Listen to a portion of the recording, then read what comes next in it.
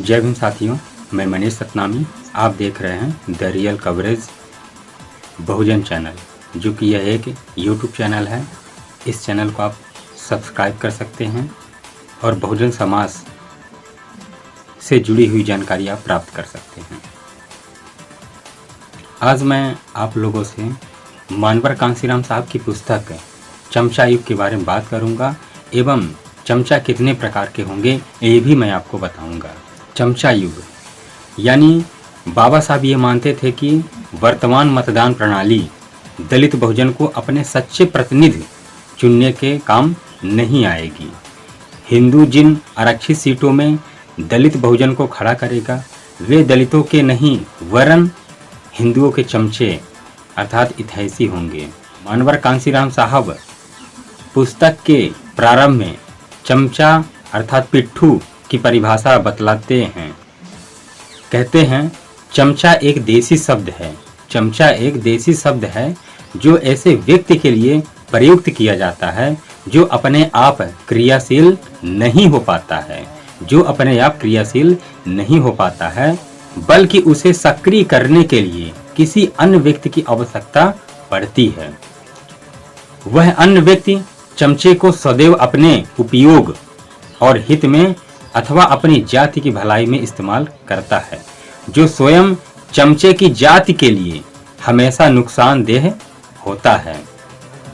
पृष्ठ 80 चमचा युग। आइए हम आपको अब चमचा युग के प्रकार बताएंगे कि चमचा कितने प्रकार के होते हैं। इस प्रकार कांसीराम साहब मुख्य रूप से चमचों अर्थात मौका परस्तों को 6 भागों में बांटते हैं।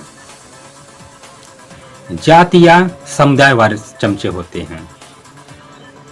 अनुसूचित जाति अनिच्छुक चमचे, अनुसूचित जाति अनिच्छुक चमचे। इन्होंने संघर्ष करके उज्जवल युग में प्रवेश करने का प्रयास किया, लेकिन गांधी और कांग्रेस ने अनिच्छुक चमचा बना दिया। अनुसूचित जनजाति नवदीक्षित चमचे। इन्हें दलितों के संघर्ष के कारण पहचान एवं अधिकार मिल गया, लेकिन ये अपने उत्पीड़क को अपना हितैषी समझते हैं। अन्य पिछड़ा वर्ग महत्वाकांक्षी चमचे। ये अब महसूस करते हैं कि वे दलितों से भी पीछे हो गए हैं, इसलिए इन्हें महत्वाकांक्षा बहुत है। इसी कारण बहुजन आंदोलन में जुड़े रहते हैं। अल्पसंख्यक चमचे मजबूर चमचे। ईसाई, मुसलमान, सिख, बौद्ध मजबूर चमचे हैं ये, क्योंकि ये शासक जातियों के रहमो करम पर हैं। पार्टीवार चमचे। ये चमचे अपने आप को दलीय अनुशासन में जकड़े होने का हवाला देकर समाज विरोधी कार्य करते रहते हैं कि जिस दल में हैं उस दल के अलावा कुछ काम नहीं करते हैं। अबोध या अज्ञानी चमचे। ये वो चमचे हैं जो अपने शोषकों को ही अपना उद्धारक मानते हैं। ये वो चमचे हैं जो अपने शोषकों को ही अपना उद्धारक मानते हैं। ज्ञानी चमचे या अंबेडकरवादी चमचे।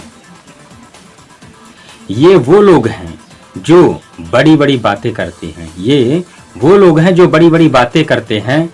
अंबेडकर को पढ़ते हैं और उनको कोड भी करते हैं, लेकिन आचरण जस्ट उसके विपरीत करते हैं। कांसीराम साहब इन चमचों से बहुत ही सबसे ज्यादा आहत हुए थे। चमचों के चम्मच। ये राजनीतिक चम्मच अपनी जातीय समुदाय में पैठ दिखाने के लिए अपने चमचे बनाते हैं, जो शासक जातियों की पूरी सेवा करने के लिए तत्पर रहते हैं। शिक्षित नौकरी पेशा वाले लोग अपने फायदों के लिए इन चम्मचों की चम्मचगिरी करते हैं। कुछ विदेशी चमचे भी होते हैं। विदेश में रहने वाला अछूत जिन्हें लगता है कि भारत में चमचों की कमी है, तो वो भारत आकर शासक जाति की चमचागिरी चालू करते हैं और अपने आप को अंबेडकर समझने लगते हैं। जैसे ही दलित बहुजन आंदोलन के गति पकड़ेगा, वे पुनः खुले रूप में बाहर आ जाएंगे। मानवर कांसीराम साहब की यह किताब किसी भी दलित बहुजन को परिष्कृत करने के लिए काफी है। आज हम जान सकते हैं कि जिस प्रकार से चमचों के कारण बसपा अर्थात बहुजन समाज पार्टी को कमजोर किया गया है, अर्थात बहुजन समाज पार्टी कमजोर हो गई है, बहुजन आंदोलन गद्दारों का आंदोलन न बन पाए, इसलिए भविष्य को ध्यान में रखकर मनवर कांसीराम साहब ने आगाह करने के लिए यह किताब लिखी, चमचा युग। यह किताब अंबेडकर आंदोलन को एक कदम आगे ले जाने के लिए प्रेरित करती है। वे अंबेडकर के शब्दों को मंत्रों की तरह रटने के लिए नहीं, बल्कि उसको अंगीकार करने के लिए जोर देते हैं। इस किताब में घटनाओं एवं तथ्यों का विश्लेषण तथा व्याख्यापूर्ण महत्वपूर्ण योगदान है।